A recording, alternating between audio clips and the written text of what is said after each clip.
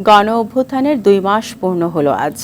এই সময়ের মধ্যে জুলাই হত্যাকাণ্ডের বিচার, শহীদ পরিবার পুনর্বাসন ও আহতদের চিকিৎসা, আইনশৃঙ্খলা পরিস্থিতির উন্নয়ন এবং দ্রব্যমূল্যের ঊর্ধ্বগতি নিয়ন্ত্রণে কোনো কার্যকর পদক্ষেপ মেলেনি বলে অভিযোগ করেছে জাতীয় নাগরিক কমিটি।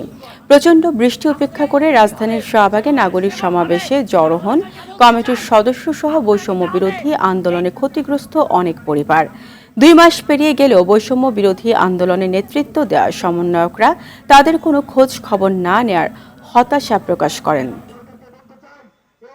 19 জুলাইয়ের পর থেকে এ পর্যন্ত সার্জিস আলম, নাহিদ আলম এরা যারা আছে আজ পর্যন্ত এই শহীদ পরিবার তাকে যে বলল না যে আপনারা কেমন আছেন।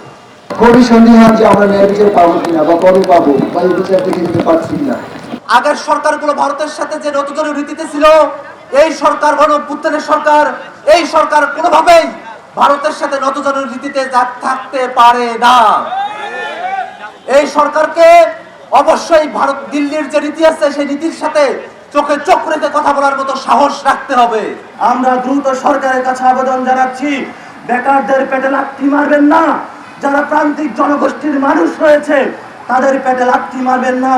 যদি তাদের পেটে লাথি মারা হয় তাহলে আবার তারা পঙ্গপালের ন্যায় মাঠের মধ্যে নেমে এসে আপনাদেরকে এই সমস্যার জবাব দেবে।